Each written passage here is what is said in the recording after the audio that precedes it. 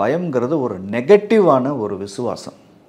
ஓ, அது ஒரு ஃபெய்த்துனே சொல்கிறீங்கன்னா? அது வந்து ஃபெய்த் மாதிரி ஒர்க் பண்ணும். Human nature. அது ஒரு இந்த மாதம் இந்த வருமானம் இல்லைன்னா ஒன்றும் பண்ண முடியாது, இஎம்ஐ கட்ட முடியாது, இப்படி நிறைய ஒரு ஃபியர் இருக்குது. அவங்கெல்லாம் நீங்கள் அவங்களுக்குலாம் என்ன சொல்கிறீங்க ஆக்சுவலாக? அவங்கெல்லாம் வந்து ரட்சிக்கப்படணும்.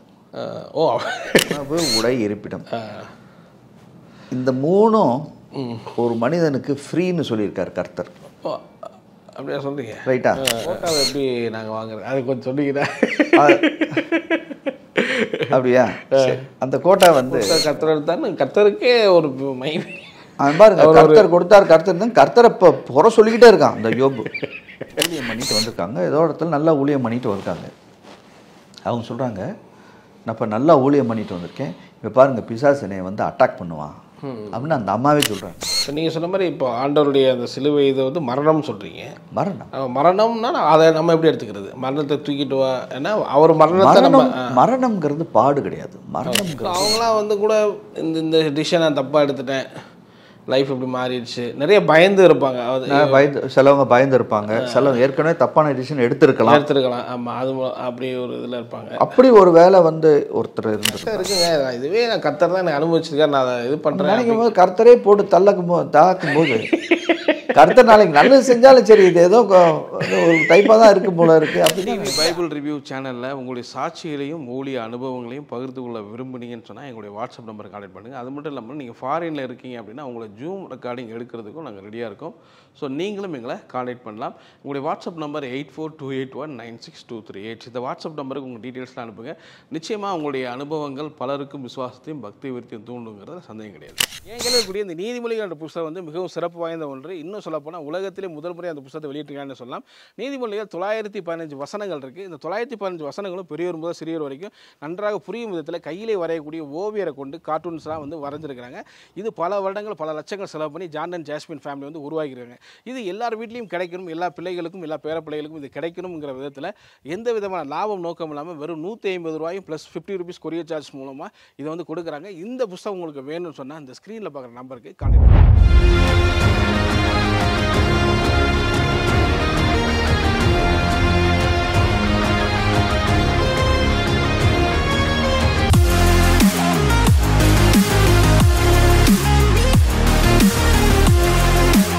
மக்களுக்கு வந்து பயம்ங்கிறது எல்லாருக்குமே இருக்குது. பொதுவாக ஏதாவது சூழ்நிலை வரும்போது பயப்படுறோம், அதுக்கான ரியாக்ட் பண்ணுறோம். சில பேர் அதை விசுவாசிக்கிறாங்க, இல்லை இந்த பயத்தில் வந்து கர்த்தர் மாற்றுவார். சில பேர் அதை பிலீவும் பண்ணுறாங்க. ஏதாவது அவங்களுக்கு இது நடக்கும்போது கூட நான் ஒரு பயம்தான் எனக்கு நடந்துருச்சு அப்படிங்கிற மாதிரி. ஸோ பொதுவாக அந்த பயத்தை பற்றி நீங்கள் என்ன நினைக்கிறீங்க? ஸோ நிறைய விஷயங்கள் அனலைஸ் பண்ணியிருப்பீங்க. பயம் அப்படிங்கிறது நீங்கள் என்ன நினைக்கிறீங்க? பயம்ங்கிறது வந்து இப்போ எல்லாருமே பயப்படுறவங்க தான். எல்லாத்துக்குள்ளேயும் பயங்கிறது இருக்குது. நம்ம எவ்வளவு தைரியசாலியாவோ பக்திமானாவோ இருக்கலாம், ஆனால் பயங்கிறது எல்லாத்துக்குள்ளே இருக்கிற ஒரு விஷயந்தான். ஓகே, பயப்படுறது சகஜம். நான் நினைக்கிறேன் பயங்கிறது ஒரு மிகப்பெரிய மனிதனுக்கு எதிரிங்கிறதான் என்னுடைய ஒரு. அதனால தான் வேதத்தை படிக்கும்போது கர்த்தர் மனிதனை வந்து பலவிதமான காரியத்தை சொல்லி என்கரேஜ் பண்ணியிருக்கார். தாய் தகப்பனை கனம் பண்ணணும் அப்படின்னு சொல்லியிருக்காரு. அது பார்த்தீங்கன்னா ஒரு 4-5 தடவை தான் பைபிள்லேயே இருக்குது. ஓகே, பட் பயப்படாதே அப்படிங்கிறது 400 தடவைக்கு மேலே பைபிளில் இருக்குது. பைபிளில் ஏன் அத்தனை தடவை கர்த்தர் வந்து மனிதனுக்கு வந்து பயப்படாதன்னு சொல்லணும்? அதுக்கு ஒரு காரணம் இருக்குது. நான் நினைக்கிறேன் மனிதர்கள் வந்து பயப்படுவதை கர்த்தர் விரும்புவது இல்லை. ஆனால் மனிதனோ பயந்து சாகிறான். ஒரு விசுவாசத்துக்குள்ளே வரும்போது நம்ம இந்த பயத்திலிருந்து தூரமாக இருப்பது ரொம்ப ரொம்ப ரொம்ப முக்கியம். பயம்ங்கிறது ஒரு நெகட்டிவான ஒரு விசுவாசம். ஓ, அது ஒரு ஃபெய்த்துனே சொல்கிறீங்க? அது வந்து ஃபெய்த் மாதிரி ஒர்க் பண்ணும் அந்த பயம். ஓ, எப்படி ஃபெய்த்து ஒர்க் பண்ணுவோம்? எப்படி ஃபெய்த்து சில பாசிட்டிவான தேவனுடைய ஆசீர்வாதங்களை கொண்டு வந்து கொடுக்குதோ, அதே போல் பயம் வந்து பிசாசின் சாபங்களை கொண்டு வந்து நம்ம லைஃப்பில் கொண்டு வந்து கொடுத்துரும். ஓ, அதுக்கான வாய்ப்புகள் இருக்குது. அதுக்காக வாய்ப்புகள் அதிகமாக இருக்குது. வேதத்தில் அதை பற்றி ரொம்ப இயேசுவே சொல்கிறாரு, ஏன் பயப்பட்டீர்கள், உன் விசுவாசம் எங்கே போச்சுன்னு கேட்கலாம். ஆமாம். இப்போ பயப்படும் போது விசுவாசிக்க முடியாது. அதே நேரத்தில் விசுவாசமும் பயமும் கலந்து இருக்க முடியாது. அதனால தான் நம்ம விசுவாசத்துக்குள்ளே இருக்கணும், பயத்துக்குள்ளே இருக்கக்கூடாது. ஓகே. ஆண்டவர் வாழ்ந்த நாட்கள்லேயே சீசர்கள்லாம் வந்து கூட இருக்கும்போதே, அவரே கூட ஒரு கப்பலில் இருக்கும்போதே, அந்த படகுல இருக்கும்போதே பயந்தாங்க புயல் வரும்போது. பட் இன்றைக்கி வந்து நம்ம கர்த்தரை ஃபிசிக்கலாக பார்க்கவும் முடியல. ஸோ அந்த மாதிரி ஒரு சுச்சுவேஷன் நம்ம இருக்கும்போது, ஒரு மிகப்பெரிய ஒரு சூழ்நிலை ஏற்படும் போது நம்ம ஆட்டோமேட்டிக்காக அவங்களே அப்படி சீசர்களே பயந்தாங்கன்னா நம்மளும் அதை பார்க்காத நம்ம ஆண்டவர் இருக்கும்போது இன்னும் பயப்பட இருக்கத்தானே செய்யும். ஒரு ப்ராக்டிக்கலாக பயம் இருக்கலாம். ஒரு பயம் வந்து என்ன செய்யுதுன்னா, பிசாசு கொடுக்குற ஒரு சித்திரத்தை நம்மளுக்கு கொண்டு வந்து காமிக்குது. விசுவாசம் வந்து கர்த்தர் நம்மளுக்கு என்ன செய்ய போகிறாரு அப்படிங்கிற ஒரு பிக்சரை காமிக்கும். அதான் விசுவாசம். பயம்ங்கிறது பிசாசு என்ன வச்சிருக்காங்கிறத நம்மளுக்கு காமிக்கும். ஆனால் நம்மளை தேத்திக்கிறது, நம்மளை வந்து இந்த நம்ம பயத்திலேருந்து வெளியில் வர்றது நம்மளுடைய தீர்மானம். இப்போ என்னுடைய லைஃப்பில் வந்து ஒரு தடவை ஐயோ ஏதாவது பிரச்சனை வருமோ அப்படின்னு நான் நினச்சிக்கிட்டு ரொம்ப பயந்துட்டு இருந்தேன்.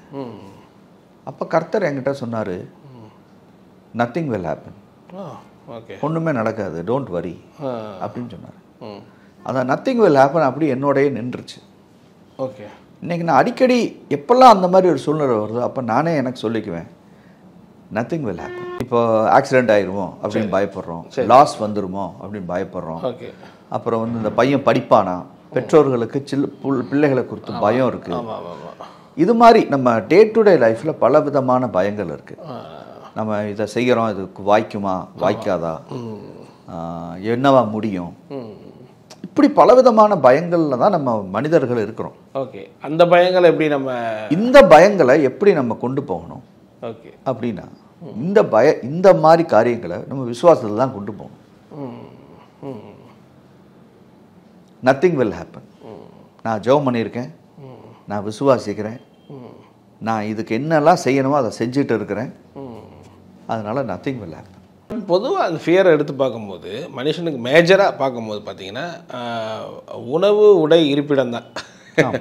அதாவது இன்றைக்கி ஒரு வேலைக்கு நான் போகிறேன், இந்த வருமானம் எனக்கு வந்து வந்தால் தான் எனக்கு இந்த மாதம் சர்வே பண்ண முடியும், வாடகை கொடுக்கணும், சாப்பிட்ணும், ஃபேமிலி, எஜுகேஷன், அந்த ஃபியர் நிறையா இருக்குல்ல. பொதுவாக எடுத்துக்கிட்டேன், ஹியூமன் எடுத்தால் அது ஒரு இந்த மாதம் இந்த வருமானம் இல்லைன்னா ஒன்றும் பண்ண முடியாது, இஎம்ஐ கட்ட முடியாது, இப்படி நிறைய ஒரு ஃபியர் இருக்குது. அவங்கெல்லாம் நீங்கள் அவங்களுக்குலாம் என்ன சொல்கிறீங்க? ஆக்சுவலாக அவங்கெல்லாம் வந்து ரட்சிக்கப்படணும். ஓ ஓகே ஓகே ஓகே ஓகே. அதாவது ஸோ அப்படி பயப்படுறவங்களே ரட்சிக்கப்படுறீங்க. உணவு உடை இருப்பிடம், இந்த மூணும் ஒரு மனிதனுக்கு ஃப்ரீன்னு சொல்லியிருக்கார் கர்த்தர். அப்படியா சொல்கிறீங்க? ரைட்டா? இந்த மூணும் ஃப்ரீயாக கர்த்தரே தரேங்கிறது. ஓ, நீங்கள் தராருன்னா வேலைக்கு போகலான்னு இதில் சும்மா தானே தருவாருன்றீங்களே, புரியுதா? இந்த மூணு ஆக்சுவலாக ஃப்ரீ. சரி சரி சரி சரி ஓகே. அது ஒரு கோட்டாவில் தான் அந்த கோட்டாவில் போனீங்கன்னா உங்களுக்கு ஃப்ரீ. மற்றவன் எல்லாம் இந்த மூணு தான் அவனுடைய ஃபுல் பணம் ஃபுல்லாக இதில் தான் செலவாகும். என்ன என்ன கோட்டா? என்ன கோட்டா? அதான் பைபிள்லேருந்து கண்டுபிடிக்கணும் இந்த கோட்டா என்ன கோட்டான்னு. அந்த கோட்டா கண்டுபிடிச்சிட்டிங்கன்னா சிப்புன்னு அப்படி எடுத்து இந்த கோட்டாவில் கண்டுபிடிச்சிட்டிங்கன்னா இந்த கோட்டாவில் நம்ம அப்ளை பண்ணி இதில் மூணுமே ஃப்ரீயாகவே வாங்கிக்கலாம். அப்படியா? ஆமாம். அந்த கோட்டாவை நீங்கள் அப்படி சொன்னீங்கன்னா நிறைய பேருக்கு யூஸ்ஃபுல்லாக இருக்கும்னு நினைக்கிறேன். நீங்கள் அதை சொல்லுங்கள். உங்களுடைய இந்த கோட்டாவில் நீங்கள் வந்துட்டீங்கன்னா உங்கள் லைஃப்பில் வந்து இந்த உணவு உடை அப்புறம் இந்த இருப்பிடம் வீடு எல்லாமே ஃப்ரீயாக கர்த்தர் பார்த்துக்கிறேன்னு சொல்கிறாரு. நம்ம ஏன் இதை பற்றி கவலைப்பட? அப்போ இதை கவலைப்படுறாரேன்னாவே அவர் இன்னும் ஒன்றும் விளங்கலை, அவருக்கு லைஃபே இன்னும் விளங்காதவர் தான். நிறைய மேஜராக அதை சொல்லித்தரதில்லை யாருக்கும். அதனால் மேஜராக மக்களுக்கு இது விளங்குறது இல்லை. ஏன்னா இதை குறித்து பேசுறது இல்லையே. நம்ம எதை பேசுகிறோம் அதுதான் மக்களுக்கு வழங்கும். ஸோ இந்த மூணுமே ஆண்டவர் ஃப்ரீயாக கொடுக்குறேன்னு சொல்கிறார். அதனால் தேவையில்லாமல் இந்த 3க்காக நம்ம வேலை செய்ய தேவை. அந்த கோட்டாவை எப்படி நாங்கள் வாங்குறது அது கொஞ்சம் சொன்னீங்கன்னா. அப்படியா? அந்த கோட்டா வந்து மத்தேயு 6:33 இருக்கு. முதலாவது தேவனுடைய ராஜ்யத்தையும் அவருடைய நீதியும் தேடுங்கள், அப்பொழுது இவைகள் எல்லாம் உங்களுக்கு ஃப்ரீயாக கொடுக்கப்படும். அதுதான் கர்த்தர் சொல்றார். அப்போது நம்ம முதலாவது தேவனுடைய ராஜ்யத்தையும் அவருடைய நீதியும் நம்ம தேடணும். வாலிபர்களாக இருக்கும்போது நம்ம பல காரியத்தை தேடுறோம். நல்ல வாழ்க்கையை தேடுறோம், நல்ல துணையை தேடுறோம், நல்ல நல்ல காரியங்களை நம்ம தேடுறோம். ஆனால் நம்ம வந்து அந்த இதை தேடாமல் நம்ம தேவனுடைய ராஜ்யத்தையும் அவருடைய நீதியும் நம்ம தேடும்போது இது நம்மளை தேடி வரும். ஓகே, அப்போ நம்ம மனசார இதை தேடணும். ஸோ தேவ ராஜ்யத்தை தேடுறவங்களுக்குள்ள பயம் இருக்காது, அதை கெட்டுறவங்க அப்படி வச்சுக்கலாமா? தேவனுடைய ராஜ்யத்தை இது பண்ணுறவங்களுக்குள்ள பயம் இருக்காது அப்படி வச்சுக்கலாமா? பயப்படுகிறதற்கு அவர் பயப்படுகிற ஆவியை நம்மளுக்கு தராமல் தைரியமான ஒரு அன்பு, தெளிந்த புத்தி, தைரியமான ஒரு ஆவியை தைரியமான ஆவியை கொடுத்துருக்காருல்ல.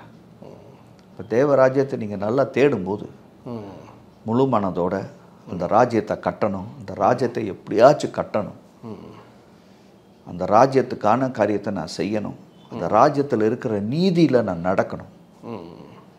இப்போ என்னோடய வாழ்க்கை வந்து ஒரு நீதியுள்ள வாழ்க்கை. அவர் சொன்னபடி அவர் இஷ்டப்படி நான் நடக்கணும். அந்த மாதிரி ஒரு வாலிப தம்பி, வாலிப தங்கச்சி ஆண்டவருக்கு நான் பிரியமுள்ளவளாக இருக்கணும். யார் என்னமோ சொல்லிட்டு போகணும், அவர் என்னை பார்த்து பிரியப்படணும், அவர் பிரியத்துக்கு ஏற்ற மாதிரி நான் வாழணும். அவங்கனால தேவராஜ்யமும் கட்டப்படும், தேவ நாமத்துக்கு மகிமை உண்டாகும், அவங்க லைஃப்பில் பல காரியங்களை கர்த்தர் ஃப்ரீயாகவே தாராரு. ஸோ இதெல்லாம் ஒரு கம்ப்ளீட்டாக ஒரு பேக்கேஜ் மாதிரி. அவங்க ஏன் பயப்படுறாங்க? அவங்களோட இன்டென்ஷன் கரெக்ட். ஓகே, அப்படி இருக்கிறவங்க ராஜ்யத்தை கட்டணும் முயற்சி பண்ணி இருக்கிறவங்க வந்து வேலையாக இருக்கட்டும், பிஸ்னஸாக இருக்கட்டும், ஏதாவது அது லகுவாக தான் இருக்கும்ன்றீங்க இல்லை? லகுவாக தான் இருக்கும், பயப்பட தேவையில்லை இல்லை? அப்படியே தான் இருக்கும், பயப்பட தேவையே இல்லை. நான் சொன்னேன், பயங்கிறது ஒரு நெகட்டிவ் விசுவாசம். பயந்த காரியம் வந்து நமக்கு நேரிடும். யோபு ரொம்ப ஃபேமஸான ஒரு சாப்டர். இப்போ யோபு வந்து ஒரு நல்ல உதாரணம். நிறைய பேர் அவரை பாசிட்டிவாகவும் சொல்கிறாங்க. யோபு ஒரு நெகட்டிவ் எக்ஸாம்பிள். நெகட்டிவ் எக்ஸாம்பிள்ன்றீங்களா? ஆமாம், அவர் வந்து ஒரு நெகட்டிவ் எக்ஸாம்பிள் பைபிள் வச்சுருக்காரு கரெக்ட். ஓகே ஓகே, பயந்தா என்ன நடக்கும் அப்படின்னு நமக்கு சொல்கிறதுக்காக தான் அந்த யோபு புத்தகத்தை வச்சுருக்காரு. கர்த்தர் கொடுத்தார், கர்த்தர் எடுத்தார், கர்த்தருக்கு ஒரு மைண்ட் பாருங்க. கர்த்தர் கொடுத்தார், கர்த்தர் தான், கர்த்தரை இப்போ புற சொல்லிக்கிட்டே இருக்கான் அந்த யோபு. இல்லை, அப்படி யோபுடைய மிகப்பெரிய ஒரு விஷயம் அது மாதிரி நம்மளும் சொல்லணும்னு தானே டீச்சிங்கே பெருசாக இருக்கு. பாருங்க, அப்படி அவங்க சொல்கிறவங்க அப்போ உங்களுக்கு யோபு பற்றி சரியாக விளங்கலைன்னு அர்த்தம். Okay okay. இப்போ யோபுனுடைய பிரச்சனை என்னன்னா, நான் இவ்வளோ பயந்தனே. யோபு சொல்கிறான், நான் பயந்த காரியம் எனக்கு நேரிட்டது. பாருங்க எவ்வளவு கிளியராக சொல்கிறான். அந்த பயம்ங்கிறது ஒரு விசுவாசம் போல. இப்போ புதிய ஏற்பாட்டில் அந்த குருடை கண்ணு தெளிஞ்ச பிறகு என்ன சொல்லியிருப்பான்? நான் விசுவாசித்தது எனக்கு நேரிட்டதுன்னு சொல்லியிருப்பான். ஏன்னா கர்த்தரே சொல்கிறாரு, உன் விசுவாசத்தின்படி உனக்கு ஆக கடவுதுன்னு சொல்கிறாரு. அப்போது அந்த மனிதனுக்கு விசுவாசத்தின்படி ஆச்சு, யோபுவுக்கு பயத்தின்படி ஆச்சு. பட் அந்த சாப்டரில், யோபு சாப்டரில் பார்த்தோம்னா ஸ்டார்டிங்கில் வந்து பிசாசு போய் தேவன்கிட்ட போய் பேசுகிற மாதிரி, பிதாட்ட போய் பேசுகிற மாதிரி ஒரு இதை பார்க்குறோம். அந்த பிசாசு வந்து இந்த மாதிரி நீ வேலையை எடுத்து வச்சிருக்கு, அதை எடுத்து விட்டேன்னா இது பண்ண போகிறான் அப்படிலாம் பேசுகிறது. அப்புறம் அந்த டயலாக் கான்வர்சேஷன் போகுது. அதுக்கப்புறம் அவரே வந்து அவர் ஜீவனை தவிர இது பண்ண அவரே பர்மிஷன் கொடுக்குற மாதிரி. சரி. ஸோ இந்த ஒரு கான்செப்டை நிறைய பேர் என்னுடைய லைஃப்பில் வந்து கர்த்தர் இப்படி அனுமதிச்சார், நான் அந்த டெஸ்ட்லலாம் நான் உங்களுக்கு ஒரு கேள்வி கேட்குறேன். உங்கள் பிள்ளைய நீங்கள் கையில் எடுத்து கொண்டு போய் பிசாசு கையில் கொடுத்து இவனுக்கு என்ன வேணா செய்ய, அவனை அவனை தொடாதன்னு சொல்லுவீங்களா? சொல்லுவோமா? நம்ம சொல்லுவோம்? சொல்ல மாட்டோம். ஆமாம். அப்போ கர்த்தர் சொல்லுவாரா? ஓகே. ஸோ அந்த கர்த்தர் வந்து அவர் பிள்ளைய பிசாசு கிட்ட கொடுத்து நீ மட்டும் விளையாடு, விளையாண்டு படத்தை நோண்டிப்பார் ஸோ அந்த வேலையெல்லாம் எடுத்து விட்டு அப்படின்னு சொல்லுவாரா கர்த்தர்? கர்த்தர் சொல்கிறாரு, கர்த்தர் யோபு பயந்து பயந்து செத்து பயந்து அவன் ஆல்ரெடி அவன் கையில் இருக்கான், ஆனால் அவனை தொற்றாதன்னு சொல்கிறார். அப்படி தான் அதில் எழுதியிருக்கு. அதை ஒழுங்காக படிக்கணும். ஸோ அந்த அந்த வேர்டு வருதுன்றீங்களா? ஆமாம், நீ படிங்க. கர்த்தர் ஒன்றும் யோபை கொடுக்கல, அவனே போய் விழுந்துட்டாங்க. கர்த்தரை சொன்னார் யோபுக்கு, நீ பயப்படுறான்னு. கர்த்தர் அவனை கனப்படுத்தி அவனை உயர்த்தி அவனை கனமுள்ளவனா செல்வந்தனா வச்சுருக்காரு. நீங்கள் சொன்ன மாதிரி 400க்கும் மேற்பட்ட இது சொல்கிறீங்க, பயப்படாதீங்க நான் சொல்லியிருக்காருன்னு. அப்போ பாருங்கள் எவ்வளோ கேர்ஃபுல்லாக இருக்கணும் நம்ம பயப்படாது. பட் இந்த ஒரு இடத்துல யோபு சொல்ல நான் பயந்த காரியம் நேரிட்டு. ஆனால் நிறைய பேருக்கு அந்த பயம் இருக்குல்ல. இப்போ சில நேரம் நம்ம நல்லா இருப்போம், ஒரு நல்ல இதில் இருப்பாங்க பொசிஷனில், ஒருவேளை இதெல்லாம் இதாகிடுமோ, இதெல்லாம் வந்து அப்படிலாம் ஒரு பயம் வந்து பிசாசினுடைய காரியங்கள். பிசாசு வந்து கொண்டு வந்தாலே அவன் கொண்டு வருவான். எல்லாமே நல்லா இருக்க. இப்போ பாருங்க, அன்னைக்கு ஒரு அம்மா சொல்கிறாங்க என்கிட்ட, நான் வந்து ஒரு அவங்க ஊழியம் பண்ணிட்டு வந்திருக்காங்க, ஏதோ இடத்துல நல்லா ஊழியம் பண்ணிட்டு வந்திருக்காங்க. அவங்க சொல்கிறாங்க, நான் இப்போ நல்லா ஊழியம் பண்ணிட்டு வந்திருக்கேன், இப்போ பாருங்கள் பிசாசு என்னை வந்து அட்டாக் பண்ணுவான் அப்படின்னு அந்த அம்மாவே சொல்கிறாங்க.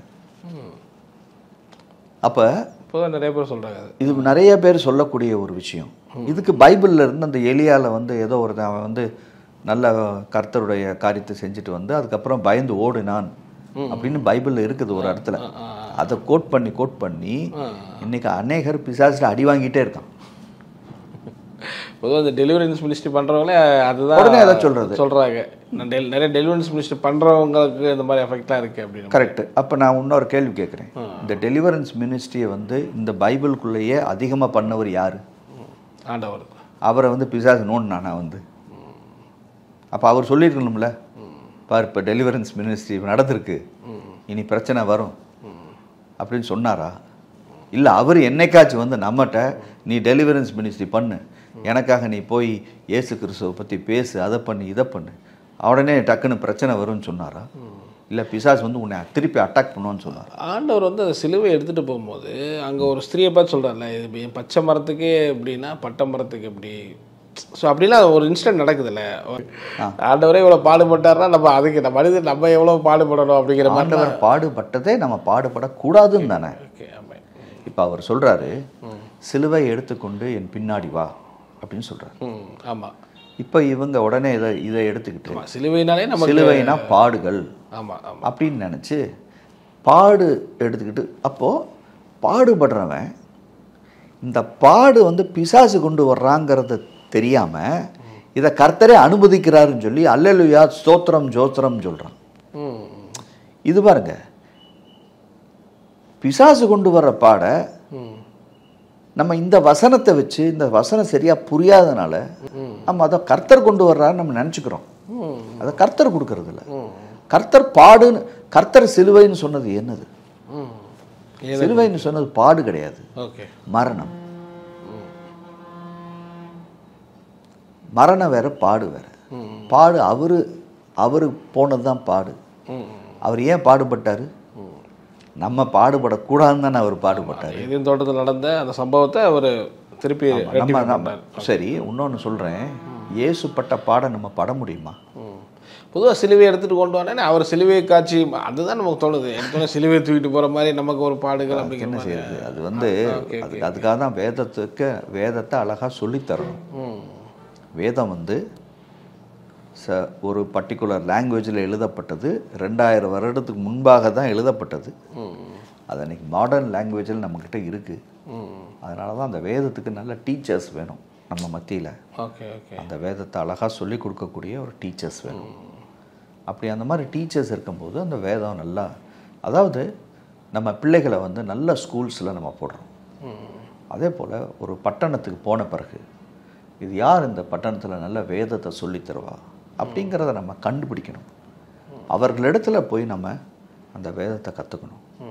அப்படி கற்றுக்கும்போது நம்ம பல காரியத்தில் நம்ம ஆட்டோமேட்டிக்காக சக்ஸஸ்ஃபுல்லாக வாழலாம். ஏன் வாழ முடியாது? ஓகே. இப்போ நீங்கள் சொன்ன மாதிரி இப்போ ஆண்டவருடைய அந்த சிலுவை இதை வந்து மரணம்னு சொல்கிறீங்க. மரணம்னா அதை நம்ம எப்படி எடுத்துக்கிறது? மரணத்தை தூக்கிட்டு வா, ஏன்னா அவர் மரணத்தை நம்ம மரணம்ங்கிறது பாடு கிடையாது. மரணம்ங்கிறது நாம் சுயத்துக்கு மறிக்க வேண்டும். சுயத்துக்கு மறிக்க வேண்டும். ஆண்டவருக்காக வாழ வேண்டும். அவ்வளோதான். எங்கெல்லாம் என்னுடைய சுயம் இருக்கோ அதுக்கெல்லாம் நான் சாகணும்னு சொல்லியிருக்கேன். அதைத்தான் ஆண்டவர் சொல்கிறார். ஓகே. சுயத்துக்கு மறிக்கணும். இப்போ நான் கர்த்தருக்காக இத்தனை பாடுபட்டேன் அப்படின்னு சொல்கிறார் இல்லையா ஒருத்தர், அதுவே சுயம்தான். அதில் ஒரு பெருமை இருக்குன்றீங்க. பெருமை. இப்போ யோபுவே சொல்கிறாரு, நீர் என்னை கொன்று போட்டாலும் நான் உண்மை விட மாட்டேங்கிறான். ஆமாம். என்னமோ ஆண்டவர் கொல்லுவாராம், இவர் வந்து ஆண்டவருக்கு ஓட பெரியவரா, அப்படி தானே சொல்கிறாரு யோபு. அந்த அளவுக்கு நான் அவ்வளோ ஃபாலோ பண்ணுறாராம் அவர் யோபு. ஃபாலோ பண்ணுறேன் கர்த்தர் ஆண்டவரை. ஆண்டவருடைய அன்பு, ஆண்டவருடைய தியாகம், ஆண்டவருடைய குணம், இதுக்கு முன்பாக நம்ம தியாகம், நம்ம குணம் ஒன்றுமே இல்லை. இந்த மாதிரியான ஒரு மைண்ட் செட்டுக்குள்ளே போகும்போது, இந்த மாதிரி நான் ஆண்டவர் எனக்கா எல்லாம் செஞ்சு முடிச்சிருக்காரு, நான் செய்கிறதெல்லாம் ஒன்றும் இல்லை, அப்படி போகும் அந்த ஃபியர் குறையுன்றீங்களா? ஃபியரே இருக்காது. Okay okay. பயமே இருக்காது அப்படின்றீங்க. பயமே இருக்காது.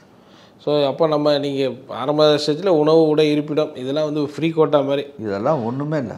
அந்த மாதிரி அதுக்கான ஸ்ட்ரெஸ்ஸோ இது ஆக வேண்டிய அவசியம் இதெல்லாம் ஃப்ரீயாக தரேங்கிறாரு. அப்புறம் நம்ம ஆண்டவர் ராஜ்யம் கட்டிகிட்டே இருப்போம். அந்த சுச்சுவேஷனில் என்ன பண்ணணும்? இப்போ நீங்கள் பயம் அந்த ஒரு சூழ்நிலைக்கு வருது, ஒரு பெரிய நெருக்கடியான வருது, அப்போ என்ன பண்ணணும்னு நினைக்கிறீங்க? நான் நினைக்கிறேன், பயப்படும் போது நம்ம ஜெபிக்க கூடாது. ஓ ஓகே ஓகே. ஏன் அப்படி சொல்றீங்க? ஏன்னா விசுவாசம் இருக்கும் போது தான் ஜெபிக்கணும். ஓகே. பயப்படும் போது நம்ம வேதத்தை படிக்கணும். ஓ, பயப்படும் போது பைபிள் வாசிக்கணுன்றீங்க. பைபிளை வாசிக்கணும். அப்போ அந்த பைபிள் வந்து நம்மகிட்ட பேசும். அப்போ அந்த பயம் நம்மளை விட்டு நீங்கி போயிடும். அப்போ அந்த வேத வசனம் வந்து இதுக்குள்ளே இருக்கிற உயிர், லைஃப்னு சொல்கிறாங்க, ஜோயே, அது நம்மளுடைய லைஃபோட கலக்கும். நம்மளுக்குள்ள உற்சாகம் பிறக்கும். ஸோ பைபிள் வந்து பேசுகிறது இல்லையா? பைபிள் வந்து பேசு. இது சாதாரண புஸ்தகம் கிடையாது. இது உயிருள்ள ஒரு புஸ்தகம். இப்போ நம்ம வீட்டில் எத்தனையோ புஸ்தகங்கள் இருக்குது. அந்த புஸ்தகம் வேறு, இந்த புஸ்தகம் வேறு. கண்டிப்பாக கண்டிப்பாக பார்க்கலாம் ஒன்றா தான் இருக்குது. அதுக்குள்ளேயும் தமிழ் தான் எழுதியிருக்கு, இதுவும் தமிழ் தான் எழுதியிருக்கு. ஆனால் இந்த புஸ்தகத்துக்கு ஆண்டவருடைய வார்த்தைன்னு பேர். அவர் பேசுகிற வார்த்தைகளை புஸ்தக வடிவில் போட்டிருக்கான். அப்போது எனக்கு தேவையான தைரியம், எனக்கு தேவையான ஒரு செக்யூரிட்டி, ஒரு அறிவு, ஞானம், பக்குவம், ஸோ எல்லாமே இதெல்லாம் அதுக்குள்ளே எழுதி, மகனே இதை போய் படுறா, படித்தேன்னு இதெல்லாம் உனக்குள்ளே வரும், நீ நாளைக்கு நல்லா வாழலாம். இதுக்கு தான் அது புஸ்தகம். அவரே புஸ்தகத்தை கொடுத்துருக்காரு.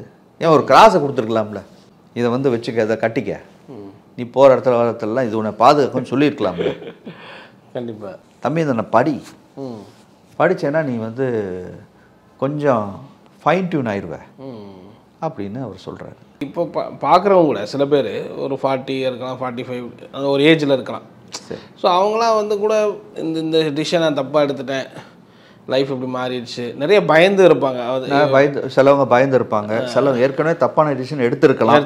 ஆமாம், அது அப்படி ஒரு இதில் இருப்பாங்க. அப்படி ஒரு வேலை வந்து ஒருத்தர் இருந்திருந்தா பரவாயில்ல, அட்லீஸ்ட் அவருக்கு தெரியுது நம்ம தப்பாக டிசிஷன் எடுத்ததுனால நம்ம இங்கே இருக்கோம் அப்படின்னு அவருக்கு தெரியுது. Okay okay. அப்புறம் வந்து அவருக்கு தெரியுது, ஐயோ நான் வந்து அதிகமாக பயப்படுறேன் அப்படின்னு தெரியுது. அப்படி தெரியறதே வந்து ஸ்டெப் நம்பர் 1. கர்த்தர் அதை மாற்ற சொல்கிறாரு. Okay okay. சிலவங்களுக்கு அவங்ககிட்ட இருக்கிற பிரச்சனையே தெரியாது, அவங்கள வந்து நம்ம ஒன்றும் செய்ய முடியாது. இப்போ இவங்க சொல்கிறாங்க பார்த்தீங்களா, நான் வந்து சில தீர்மானங்கள் தவறாக எடுத்துட்டேன், நான் இப்போ என்ன செய்யணும் அப்படின்னா அவங்க ஸ்டெப் 1க்கு வந்துட்டாங்க. ஆல்ரெடி அவங்க ஸ்டெப் 1க்கு ஸ்டெப் ஆகிட்டாங்க.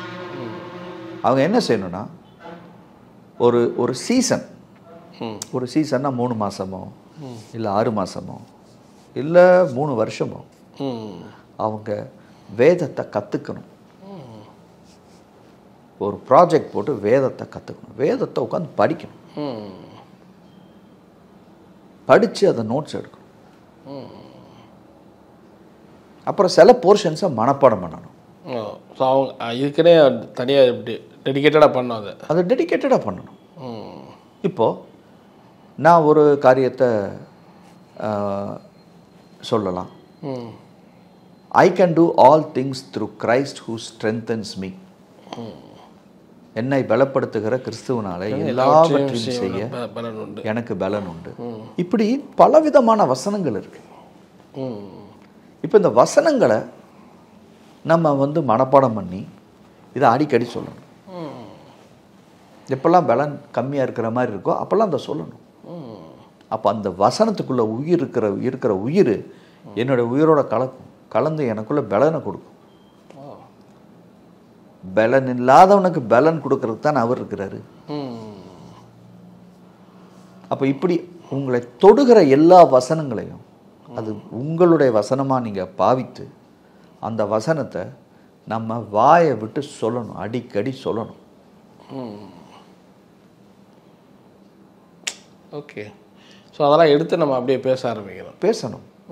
நம்ம வாழ்க்கைக்கான வசனங்கள் எத்தனையோ இருக்குது. இப்போ நம்ம எல்லாத்துக்கும் முன்னாடி ஒரு பெரிய வாழ்க்கை இருக்குது. இந்த வாழ்க்கை எப்படி இருக்கணும் அதை நம்ம பேசணும். இப்போ பைபிளில் சொல்லியிருக்குல்ல, ஒரு கப்பல், மிகப்பெரிய கப்பல், அதை திருப்புறது எது? அந்த சுக்கான். அந்த சுக்கான். அப்போ இந்த கப்பலுங்கிறது என்னது? நம்ம வாழ்க்கை.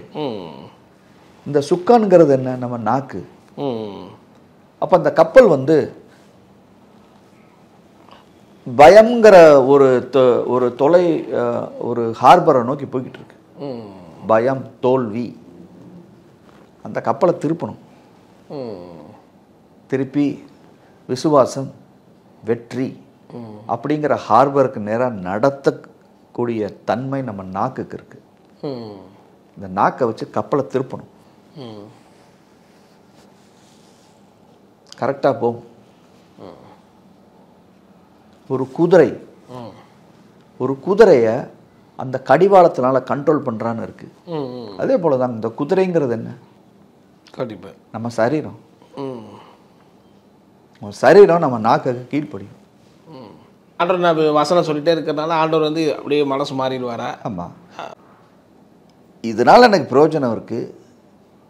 இது வந்து ஆண்டவர் எழுதி வச்சு அந்த வசனம், அந்த வசனத்தை என் வாயில் வச்சு பேசும்போது அந்த ஆண்டவருடைய ராஜ்யத்தை நான் வந்து கட்டுறேன்.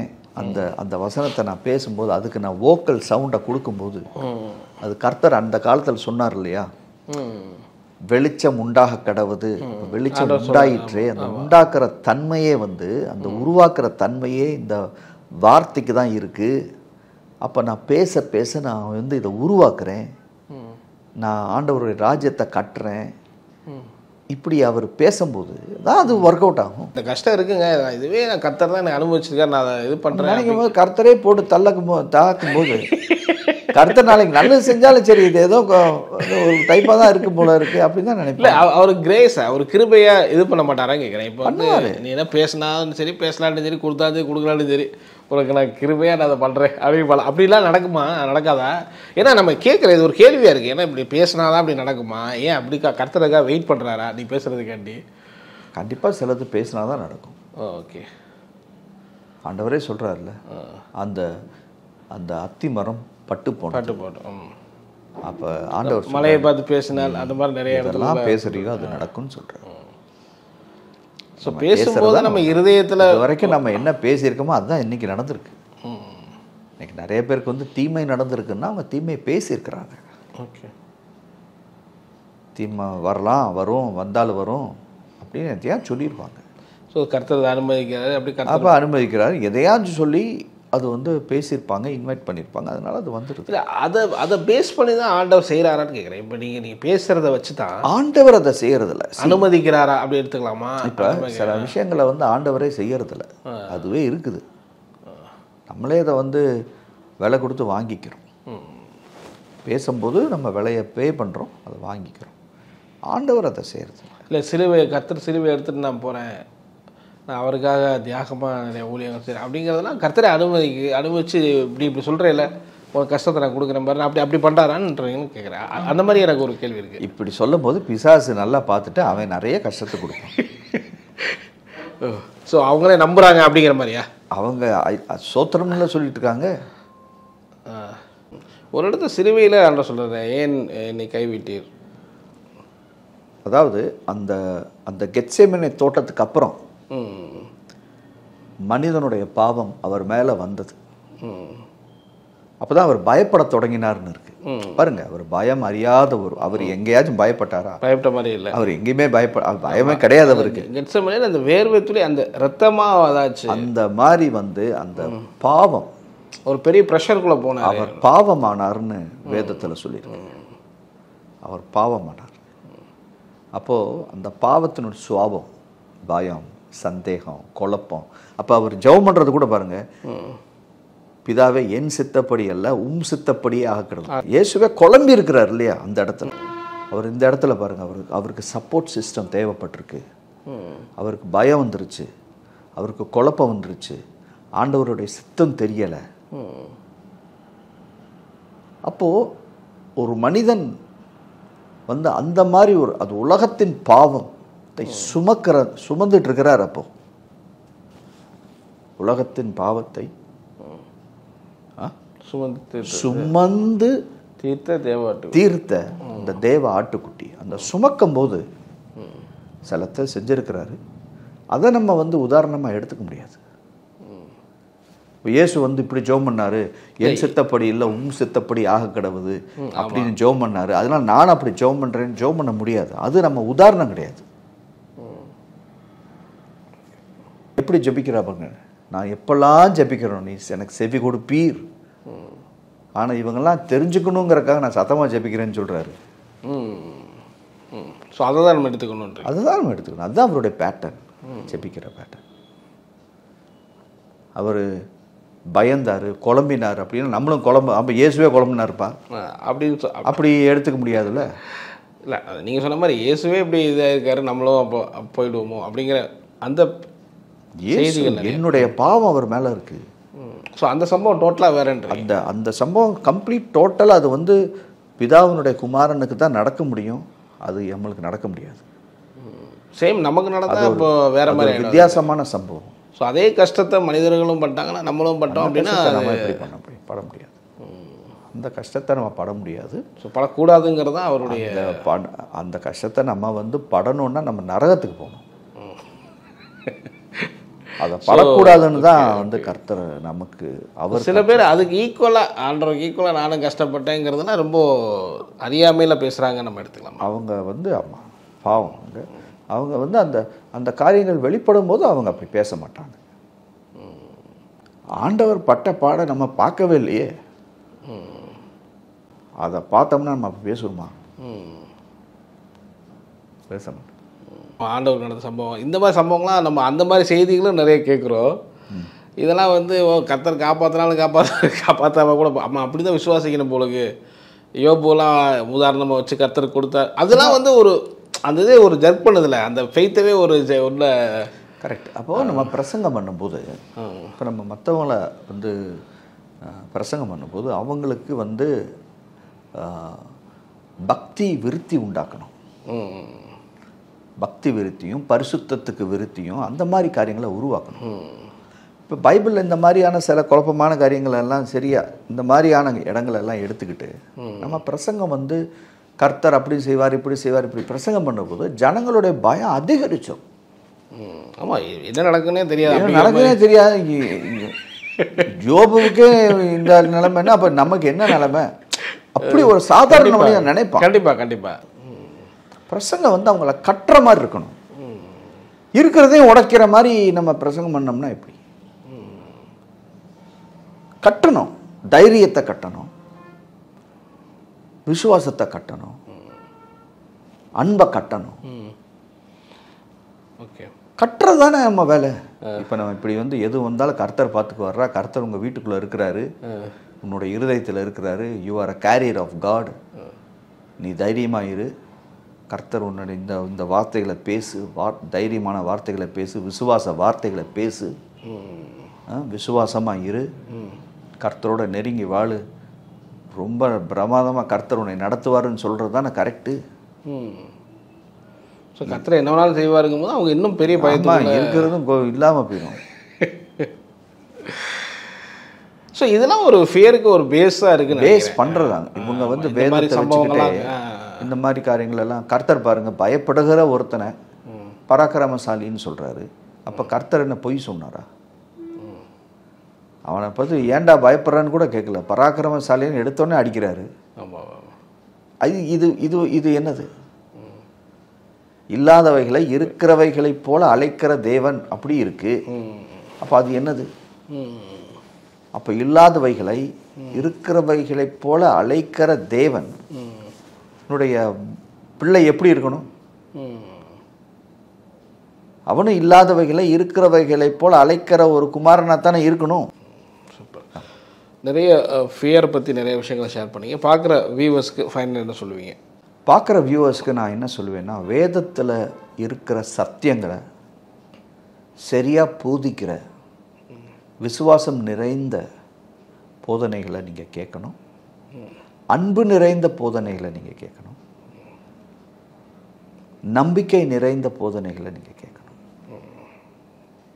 கேட்க கேட்க நம்மளுடைய அன்பும் விசுவாசமும் நம்பிக்கையும் பெருகும். அது நமக்கு நல்லது, நம்ம பிள்ளைகளுக்கு நல்லது, நம்ம குடும்பத்துக்கு நல்லது, நம்ம சமுதாயத்துக்கு நல்லது, நம்ம தேசத்துக்கு நல்லது. ரொம்ப நன்றி உங்கள் நேரத்தை ஒதுக்கி எவ்வளோ ஷேர் பண்ணுறேன். Very good, thank you. Bible review சேனலில் உங்களுடைய சாட்சிகளையும் ஊழிய அனுபவங்களையும் பகிர்ந்து கொள்ள விரும்புனீங்கன்னு சொன்னால் எங்களுடைய வாட்ஸ்அப் நம்பருக்கு கான்டெக்ட் பண்ணுங்கள். அது மட்டும் இல்லாமல் நீங்கள் ஃபாரினில் இருக்கீங்க அப்படின்னா உங்களை ஜூம் ரெக்கார்டிங் எடுக்கிறதுக்கும் நாங்கள் ரெடியாக இருக்கோம். ஸோ நீங்களும் எங்களை கான்டெக்ட் பண்ணலாம். உங்களுடைய வாட்ஸ்அப் நம்பர் 8428196238. இந்த வாட்ஸ்அப் நம்பருக்கு உங்கள் டீட்டெயில்ஸ்லாம் அனுப்புங்க. நிச்சயமாக உங்களுடைய அனுபவங்கள் பலருக்கும் விசுவாசத்தையும் பக்தி விருத்தியும் தூண்டுங்கிறத சந்தேகம் கிடையாது.